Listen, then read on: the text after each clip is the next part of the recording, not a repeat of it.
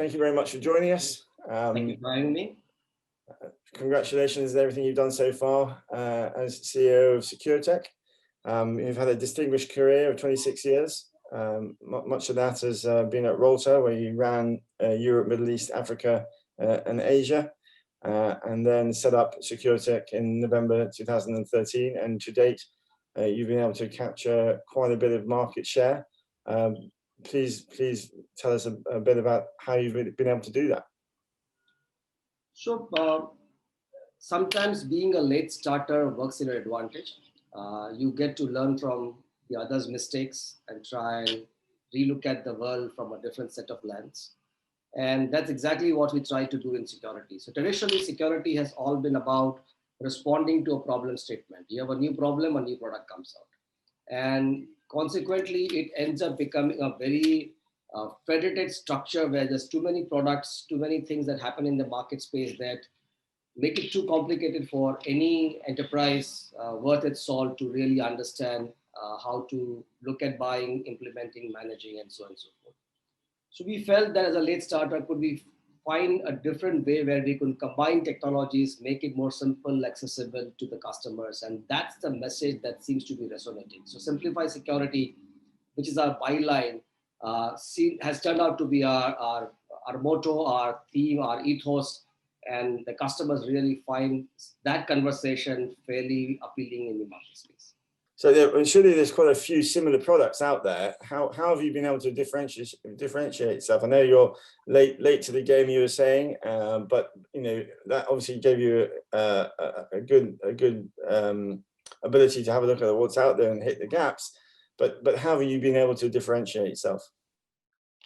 Great question. So if you look at some of the areas that we work on, so if you look at, let's say, endpoint security, the product that we have built brings 6 different components into a single platform. Now, if the competition was to try and solve that problem, they would, if nothing else, be required to deploy multiple point products to solve that technology challenge. Now, there is an issue of complexity that I spoke about earlier, but the bigger issue is lack of visibility. Think of it like an analogy of 6 blind men and an elephant, each one touching a different part of the elephant, and each one having a very different view of what that creature was. So someone would call it a string, and someone will call it a trunk, and someone will call it a pillar. And that's what happens in security. Each product which is installed on the device gives you a different perspective of what security meant as far as the lens of that specific product was concerned. But there was never an integrated view to whether the device was a problem, that specific product was a problem. And consequently, for CISOs, it becomes a nightmare to go back and tell the management or answer the simple question, am I secure or not? They'll say, okay, wait, give me a minute, let me go and look at some data, let me call out some spreadsheets, pivot tables, and okay, now after a few hours, okay, today was a good day. That's the problem. And that's what we try to differentiate with. And are you sector agnostic? And does your product work for all business? So hypothetically, yes. I mean, every business needs security, and therefore there is a acceptance from that perspective to every industry. But some industries are more amenable to spending on security just because of the nature of their industry, the regulatory pressures that they will have. As an example, the financial sector. Yes. They are the most attacked, they are the most regulated, and they have the largest compliance needs. So therefore, they will be spending a lot of money. Sure. If you are in Europe and you have GDPR as your data privacy regulation, if you handle significant consumer information, then you are required by law to make sure that that information stays secure, and therefore you will be required to spend. Manufacturing companies, generally speaking, don't need to or don't rather spend money on security, but in the recent past have been the most impacted industry. So while they have not done a great job of spending money on security, I have a feeling that over the next few quarters and years, they are the ones that are going to step up a lot of on the plate and invest a fair amount in security. That's interesting. That leads me on to my next question, because my background is a lot with working with people with real assets, and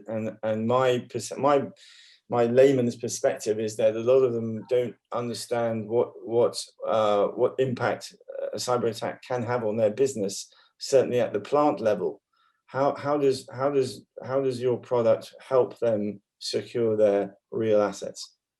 Let me just take a little bit of segue and just what happened in today's news, yesterday's news. It's reported fairly actively on CNN and some of the other medias. A hacker in Florida tried to actually successfully attack a water treatment plant and injected a specific chemical that is used for cleansing. That chemical needs to be less than 100 parts per million, and they increase it to 11,000 parts per million. And as they were doing the attack, fortunately in this case, someone was watching the screen and they were able to figure out that something fishy is going on and they were able to stop the attack.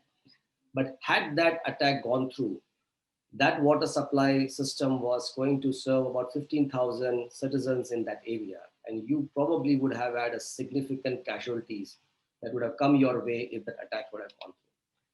So if you were to ask these kinds of industries, manufacturing, pharma, process industries, where you have large assets that are being used to manufacture products, if you ask them from a security point of view, they will always think that, hey, security attacks could be about a ransomware or a financial system going down. But for me, the bigger worry is that in these industries, any security attack could potentially mean an issue of life and death. Yeah. You might not only have an issue, let's say I could potentially blow up a power plant. I can change the constitution of the recipes that are being used to manufacture a drug and change the way the drug is being manufactured, and that drug gets shipped in the market and you can create a havoc in the market. So the issues when you are an asset intensive industry, you could potentially create far bigger impact than in a financial industry. At worst, you will lose money, nothing else. But in these industries, you could potentially lose lives in the manufacturing setups, or by getting the products out in a very bad shape that can have a subsequent impact when someone consumes that product. Very interesting. And the cyber attacks in general across all industries, are they on the rise, and how bad is it? They have always been on the rise, but COVID made it worse. So just to give you a statistics, within the first 3 months rather of lockdown, so roughly from mid-March onwards, globally lockdowns became a very prevalent conversation. Within the first 3 months, as far as our customers are concerned, we saw the number of attacks increase 4 times, which effectively meant that the total number of attacks that happened in the first 3 months was almost equal to what the attacks that happened in the entire previous year. So that's the quantum jump that we are seeing from a attack perspective. For a variety of reasons, suddenly a lot of employees are now sitting at home and accessing the infrastructure. You have employees using either their own devices or corporate devices to access. None of them were set up to be work from home friendly.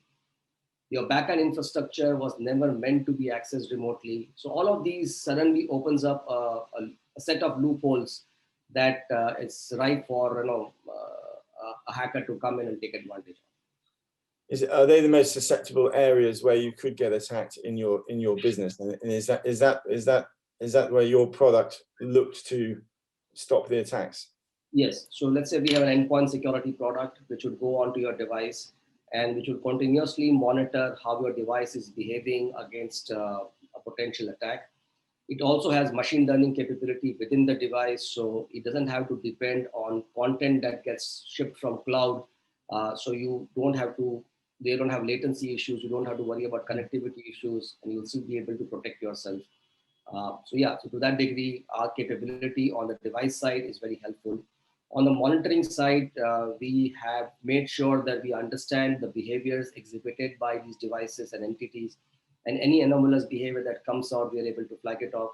And again, we use deep learning, recurrent neural network based algorithms that allow us to understand how these enterprises are behaving in the normal course of events, and then have the ability to use AI to identify anomalous patterns that can be flagged off as a potential attack. Very interesting. And are those techniques a USP to Sequretek, or are there do you have competition how do you, how are you different to someone who doesn't really understand the cyber security space? So everyone at least claims to be using some form of similar technologies, if not all. So the difference is not in the technology per se, but in how you use the technology to respond to the threat. As an example, in the industry, as far as endpoint security is concerned, a lot of players are in the market claiming to be using ML. They have chosen to go down the route where ML is to be delivered out of cloud, which basically means that on the device, that software is relatively not feature rich. In our case, we chose to increase the feature capability of that device and the agent that is sitting on the device by getting it to do a lot of these things.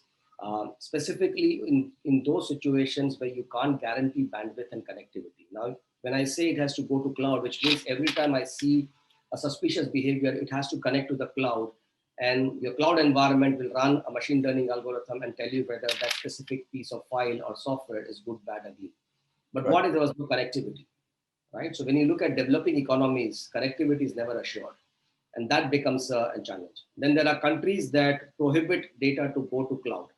So how would you work in that environment unless I'm going to create cloud infrastructure specific to every country? So keeping this in mind, we made sure that all of our richness sits within the device and the agent there itself, allowing us to be very responsive to the threat. That's how we differentiate it. Okay, very interesting. Thank you for that. So, okay, so let's say I have a business and I love what I hear, and I decide to implement your product. What happens next, and how long does it take to get me fully secured?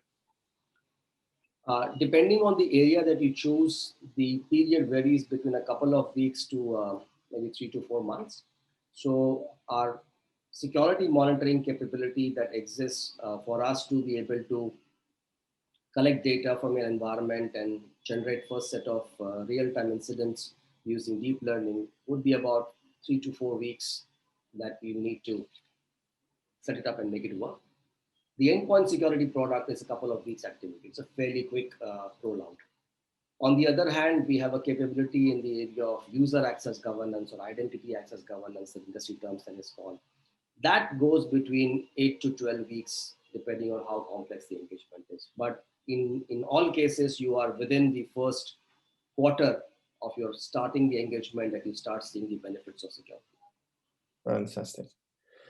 And do I need a team to run it once it's all set up, or how does that piece work?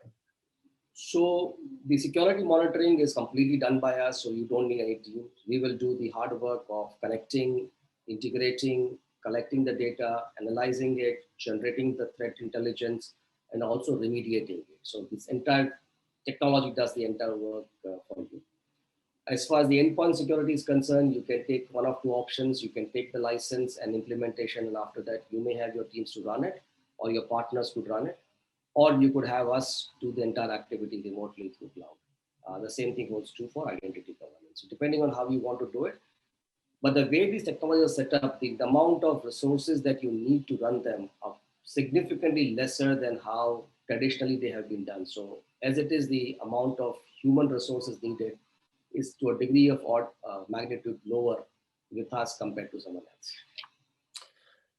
Okay, and is there a ratio, or is there a number or a percentage that a business should be spending on their security out there? Higher the better. Higher the better. Yes. But so there are industry statistics. If I was to look at the financial sector, so they roughly spend between 6 to 10% of their IT budget.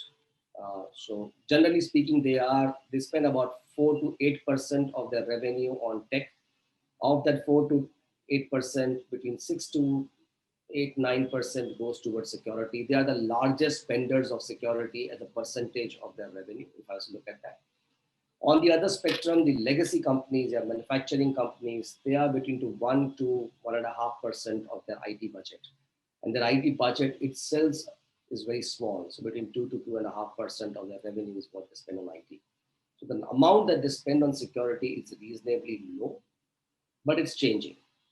As we saw through COVID, suddenly the purse strings were opened up, and we're seeing a lot of manufacturing companies, retail, services industries who are normally shied away from investing in security have stepped up and are looking to invest significantly because of the risks that they're seeing in the market space. Okay, interesting, very interesting. Look, you and I have been in the markets exactly the same amount of time. We've lived through various ups and downs, and well, not pandemics before, but certainly market disruptions. And obviously, after a disruption, you get a large period of M&A activity, and then you get the green shoots coming through. If you have any advice for the people who are doing market roll-ups or large M&A activity, how do they secure themselves? And also, if you're a startup, obviously security is not the first thing on your mind because you're so intent on getting your business up and running. What in those two scenarios, what's the best way to protect yourself? Great point to bring up. I sometimes wonder when any such roll up or a startup or a funding activity happens. We ourselves have raised 2 rounds of funding, right? And we went through a very extensive due diligence when they had the financial, legal, company secretarial, HR, bunch of audits that happened to see how good we were in each of these areas. But not once someone asked us a question, how secure are you as your operations? And frankly, we're a product company, and if something was to really go wrong, someone could just steal our IP and go away. We monitor someone else's infrastructure.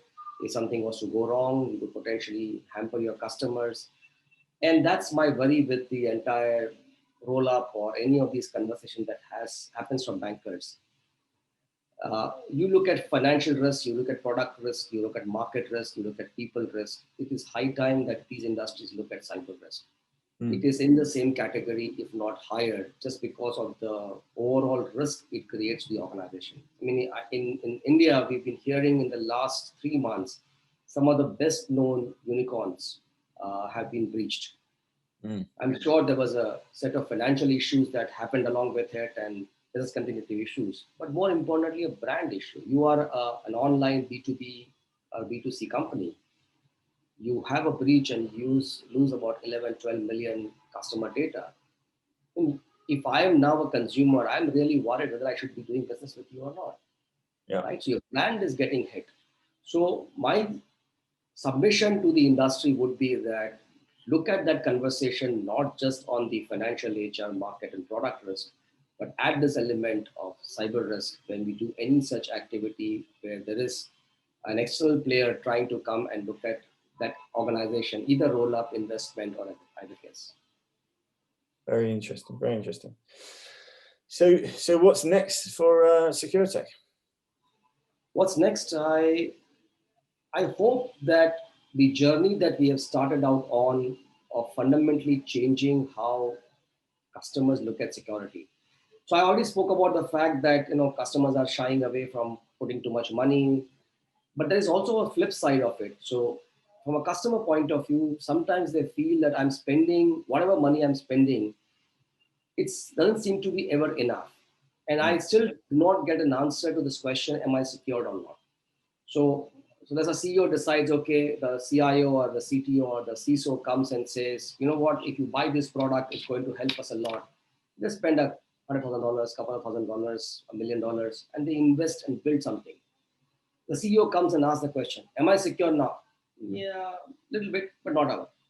So it's like an endless process by which they keep investing and they still don't have an answer that after spending so much money on these multiple of 3-letter acronym products, is it working for me or not? So for us, if I was to fast forward ourselves in the future, if we can take that iffiness that exists around this entire perennial investment, bad implementation, poor return cycle, and see if through our products and our platforms, we can take that entire thing out and make it more assured and give them the answer that, hey, you spend something with us and you are 50 times better, 10 times better, whatever that number is than where you were. And these are the things that I'm giving you as a tangible set of items. That's where you would see Sequretek as.